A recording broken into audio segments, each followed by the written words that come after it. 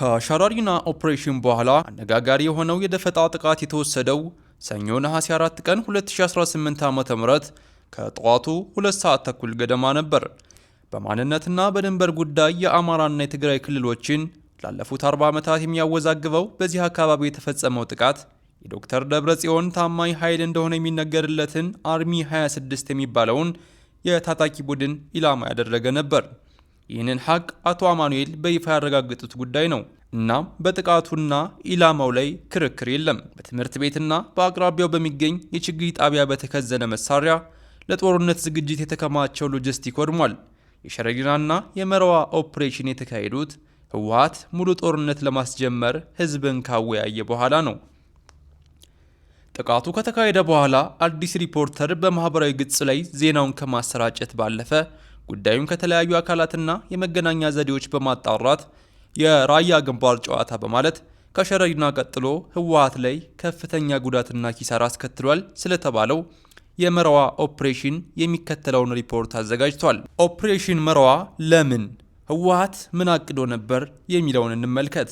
በኦፕሬሽኑ ደረሰ የተባለውን የጉዳት መጠን ከመዘርዘራችን በፊት የኦፕሬሽኑን አስፈላጊነት በሁለቱም ወገኖች እንዴት እንደሚታይ ማመላከቱ አግባብ ይሆናል። ህወሓት በራያ አቅጣጫ በሚታወቁ 3 ግንባሮች ላይ አለኝ የሚለውን ኃይል አሰልፏል። ግንባሮቹ በጥቁር አስፓልት ቆቦ፣ በቢሶበር አፋርና በወልዲያ አቅጣጫ ሲሆኑ በመረዋ በኩል ምን አስቦ ለመንቀሳቀስ አሰበ የሚለው ጥያቄ የኦፕሬሽኑን ግዝፈት ያሳያል። በራያ ግንባር በሁሉም አቅጣጫ ማስረግ የሚለው ስልት ነደፉ። በዚሁ መሰረት ትጥቅ፣ ስንቅ፣ ኃይል በስፍራው ባለው መረጃ መሰረት ትምህርት ቤት ላይ አከማቹ። እማኞች እንደሚሉት ከሆነ ስንቅ፣ ትጥቅና መሳሪያ ሲጓጓዝ የነበረው በግመል በአህያና በሰው ኃይል ነበር። ህዝባዊ አመጽ እናስነሳለን በሚሉት የአሜሪካ የጋራ መድረክ ስብሰባ ላይ አቶ አባይ ግደይ የሚባሉት የህወሓት ወኪል ከ2 ሳምንታት በፊት የጥቃት ቦታዎች ተመርጠው መሳሪያና ስንቅ በጋማ ከብት እየተጓዘ ነው፣ ይህ የሆነው ከድሮን ጥቃት ለማምለጥ ነው በማለት ጦርነቱ ከመጀመሩ በፊት በተመረጡ አቅጣጫዎች ዝግጅት እየተጠናቀቀ መሆኑን አስታውቀው እንደነበር አዲስ ሪፖርተር መዘገቡ ይታወሳል። ይህ መረጃ ያለው የሀገር መከላከያ ሰራዊት የመረዋን ኦፕሬሽን የህወሓት ታጣቂዎች ከላይ የተገለጹትን መሳሪያዎች ማጓጓዝ ከጀመሩበት ቀን ጀምሮ ይከታተለው ነበር። በራያ አቅጣጫ አሁን ላይ ጠላት እየተባለ የሚገለጸውን የህወሓት ኃይል የዕለት ተዕለት እንቅስቃሴውን በሚከታተሉ መዋቅሮች መረጃ ሲሰበሰብ እንደነበረ የሚናገሩት የራያ ዘብ አካላት የሀገር መከላከያ ድምፁን አጥፍቶ ከአየርና ከምድር መረጃውን ሲያደራጅ ቆይቶ ሰኞ ነሐሴ 4 ቀን 2018 ዓ.ም ከጠዋቱ 2 ሰዓት ተኩል ገደማ 4 ጥቃቶችን ሰነዘረ። ህወሓት የፊት ለፊት ግንባሮች እንዳሉ በመተው በመረዋ በኩል ኃይሉን ለማስረግ ያቀደውን ወልዲያን በቆረጣ ለመቆጣጠር ነበር። በመረዋ አቅጣጫ አሰልፎት የነበረው ሙሉ 1 ኮር ሲሆን ብዛታቸውም እስከ 2000 ይገመታል። አዲስ አበባ ያሉና ስለ ህወሓት እቅድ በቂ መረጃ ያላቸው አካላት እንዳሉት ከሆነ በመረዋ በኩል ወደ ግደን፣ ጎብዬ፣ ሮቢት፣ ቆቦን በማስረግ ቆቦ የተባሉ ቦታዎች በማስረግ ላይ በተዘረዘሩት ግንባሮች ያለውን የሀገር መከላከያ ኃይል የሚበታትን ውጊያ በየኪሱ ለመክፈት አቅደው ነበር። እንዲሁም በየስርቻው ያለውን ተባባሪያቸው የፋኖ ኃይል በማሳተፍ የኪስ ቦታ ውጊያዎችን በትንንሽ ቀበሌዎች በማስፋትና የዋናውን መስመር ውጊያ በመክፈት ወልዲያን መቆጣጠር አቅደው ነበር። ይህ ቢሳካ ኑሮ እቅዱ ምን ነበር? ከኤርትራ ድጋፍ የተደራጀውና አነስተኛ ቁጥር ያለው የአፋር ተዋጊ ወደ አፋር እንዲዘልቅ በማድረግ በአፋር ግንባር ያለውን ኃይል በጨርጨር አቅጣጫ በማጥቃት ወደ ኢትዮ ጅቡቲ መስመር እንዲያመራ ማድረግ፣ ወልዲያን የሚቆጣጠረው ኃይል ጉልበቱን አሰባስቦ ወደ ቀጣዮቹ ከተሞች እንዲያመራ ማድረግ ነበር። የሸረሪና ግንባር ላይ የተፈጸመው ኦፕሬሽን ልዩ የሆነበት ምክንያትና የመረዋ ኦፕሬሽን ተመሳሳይነትን የሚያስረዱ ወገኖች ሸረሪና የ3 ዋና ኃይሎች መገናኛ ትሪያንግል ነበረች። ይህ ትሪያንግል የሀገር መከላከያ በተጠናና ቅጽበታዊ ምት ባያመክነው ኖሮ ከሸረሪና የሚነሳው ኃይል ሁመራን ሲቆጣጠር ሻዕቢያ፣ ሱዳንና ህወሓት የኢትዮ ሱዳን ድንበርን ሙሉ በሙሉ በመቆጣጠር ወደ ቤንሻንጉል በማምራት ኢትዮጵያን ከምዕራብ አቅጣጫ በስፋት ለመውጋት ያቀደ ነበር። የተማረከውና የተያዘው እጅግ ከፍተኛ ክምችት ያለው መሳሪያ እንደ ፍልስጤም ተዋጊዎች ተፈልፍሎ የተሰራው የኮንክሪት ምሽግና መጋዘን ዝግጅቱን መጠን የሚያሳይ ነው፣ የሞቱትንና የቆሰሉትን ሳያካትት። በራያ አቅጣጫም በተመሳሳይ በመረዋ በኩል ኃይል ወደ ላስታ፣ ራያ፣ ቆቦ፣ ግደይ፣ ጎብዬ፣ ሮቢት ወዘተ ለማስረግ ዝግጅቱን ያጠናቀቀው አርሚ 26 ሙሉ ዝግጅቱን አጠናቆ በድል ብኩል መስክ ወልዲያን ለመቁረጥ አስቦ እንቅስቃሴ ለመጀመር ትንፋሽ እየሰበሰበ ባለበት ቅጽበት ልክ በሸረሪና እንደሆነው ሁሉ ቅጽበታዊ እርምጃ ተወስዶበታል። እናም እንደ ዜና ምንጮቹ ገለጻ የከሸፈው ይህ ትልቅ እቅድ ነው። ከአላማጣ ወደ ደቡብ አስፓልቱን ይዞ አርሚ 24 ወደ አፋር ድንበር፣ ራያ ጨርጨር ይዞ አርሚ 43 ወደ አማራ ክልል ከአላማጣ ወደ ምዕራብ አርሚ 31 እና 26 የተሰለፈውን ሰራዊት እንዲያግዝና ግብዓት የተባለው የመረዋ አቅጣጫ የማስረግ እንቅስቃሴ ከዛታ እስከ አላማጣ ወይም መረዋ የተዘረጋ ነበር። ያዘጋጀው እቅድ እንደከሸፈ ያወጉት ለጉዳዩ ቅርብ የሆኑ ወገኖች የእቅዱ መክሸፍ ብቻ ሳይሆን የደረሰው ጉዳት ከፍተኛ ነው። እርምጃው 6ቱን ወረዳ ነፃ ለማውጣት ለተቋቋሙት የራያና ሀጉም ቡርዳ ዘብ ከፍተኛ መነሳሳት ሆኖላቸዋል ብለዋል። ስለደረሰው ጥቃት ምን የሚታወቅ ነገር አለ? ህወሓት በመረዋ ትምህርት ቤትና ከትምህርት ቤቱ ጥቂት ራቅ ብሎ በሚገኝ የችግኝ ጣቢያ ወይም ዘሎንጎ በሚባል ቦታ መሳሪያና ኃይል አከማችቶ ነበር።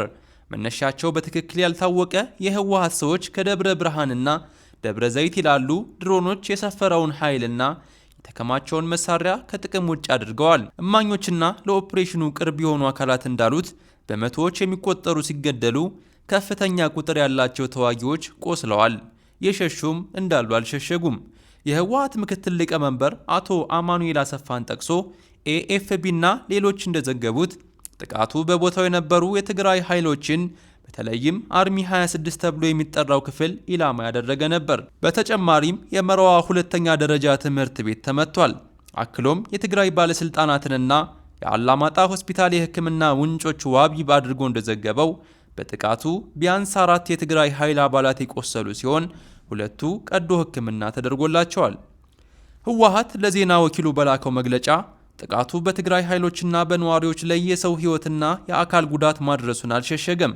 መግለጫው ክስ ከማቅረብ በዘለለ ለምን መከላከል እንዳልተቻለና የጉዳቱ መጠን ምን ያህል እንደሆነ ያለው ነገር የለም።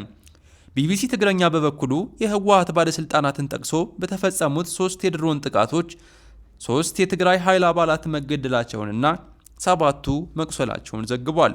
አዲስ ሪፖርተር ባሰባሰበችው መረጃ ጥቃቱ የተሰነዘረው በሁለት ቦታዎች በተመሳሳይ ወቅት በ4 የድሮን ጥቃቶች ሲሆን ያረፈውም አርሚ 26 በሰፈረበት ትምህርት ቤትና መሳሪያ በተከማቸበት ችግኝ ጣቢያ ላይ በተመሳሳይ ሰዓት ነው። ጥቃቱ ኢላማውን የመታና ለጊዜው በቁጥር ሊገልጹት የማይችሉት ታጣቂ ኃይል ሙትና ቁስለኛ እንደሆነ አመልክተዋል። አላማጣና ኮረም ሆስፒታሎች ለሌሎች ታካሚዎች ዝግ ሆነው ቁስለኛ ሲያስተናግዱ እንደነበር ያመለከቱ ሲሆን ወደ አይደር ሆስፒታል ሪፈር የተባሉትን አምቡላንሶች ሲያመላልሱ ማምሸታቸውን እንዳረጋገጡ የገለጹት ምስክሮቹ ጉዳቱ ከፍተኛ መሆኑን የሚያመላክቱ መረጃዎችን አሰራጭተዋል። የመቀሌ ነዋሪ የሆኑ ባልደረቦቻቸውን የጠየቁ አካላት እንዳሉት አምቡላንሶችና የጭነት መኪናዎች ቁስለኛ እየጫኑ ወደ አይደር ሆስፒታል ሲገቡ መታዘባቸውን ገልጸውላቸዋል። የጉዳቱ መጠን ህወሓት ይህ እስከታተመ ድረስ ይፋ አላደረገም። ከሀገር መከላከያ ሆነ ከመንግስት ወገን ኦፕሬሽኑን አስመልክቶ እስካሁን የተባለ ነገር የለም። በቲክቶክ ገጹ የሚታወቀው የትግራይ ተወላጅ በበኩሉ የተገደሉት 10 ብቻ ናቸው፣ 15 ብቻ ናቸው እያላችሁ ህዝብ የምታደናግሩ ሰዎች እረፉ። እውነቱን ልንገራችሁ 369 ታጋዮች ናቸው ትናንት የተሰዉት።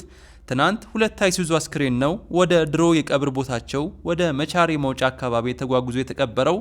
ዛሬም በቀን 5 ወደዛው ወደ መቻሬ መውጫ 1 አይሱዙ ሙሉ አስክሬን ወስደዋል። አሁን እየቀበሯቸው ነው በማለት ሲናገር ተደምጧል። ይህ መረጃ በየትኛውም ሌላ የመረጃ ምንጭ አልተረጋገጠም። ሁሉም የሚስማሙበት አንድ ሀቅ ግን የጉዳቱ መጠን የሚያሳዝን ከባድና ኢላማውን የጠበቀ መሆኑን ነው። የራያና ሀጉም ቡርዱ ዘብ የራያና ሀጉም ቡርዱ ዘብ አላማጣ ከተማን፣ ራያ አላማጣ ወረዳን፣ ኮረም ከተማን፣ ወፍላ ወረዳን፣ ዛታ ወረዳንና ራያ ባላን ነፃ ለማውጣት በአካባቢው ተወላጆች የተደራጀ ሰፊ ኃይል እንደሆነ ተመላክቷል። ይህ ኃይል ልክ እንደ ተከዜ ዘብ ከሀገር መከላከያ ጎን ሆኖ ፊት ለፊት ለመዋጋትና ውስጥ ውስጡን የሚሰርጉ የህወሓት ታጣቂዎችን ለማደን የተቋቋመ እንደሆነ ስማቸውን ለጊዜው ያልጠቀሱ የአደረጃጀቱ አባላት አመልክተዋል። ከዚህ ቀደም ህወሓት በራያ ግንባር እየገሰገሰ ደሴ ሲዘልቅ በየከተማው ተባባሪና የራሱ የሆኑ ሌሎች እንደነበሩት የሚናገሩት እኚሁ አደረጃጀት አካል ያ የቀድሞ የውስጥ ለውስጥ አካሄድ አሁን አይሰራም፣ አደረጃጀቱ በአካባቢው ተወላጆች የተገነባ ስለሆነ ሁሉም አካባቢውን ያጸዳል በማለት ህወሓት ውስጡን በመስረግ የኪስ ውስጥ ውጊያ ማድረግ እንደማይችል ተናግረዋል። በሁለት አቅጣጫ የተፈናቀለው የራያ ወሎ ህዝብ ወደ ቀየው መመለስ እንደሚፈልግ ያስታወቁት የአደረጃጀቱ አካል የህዝብን ጥያቄ በማክበር በሰላም መኖር የተቻለ እዚህ ሁሉ ጥንቅጥና በየአቅጣጫው ቃታ መሳብ አሳዛኝ እንደሆነ አመልክተዋል።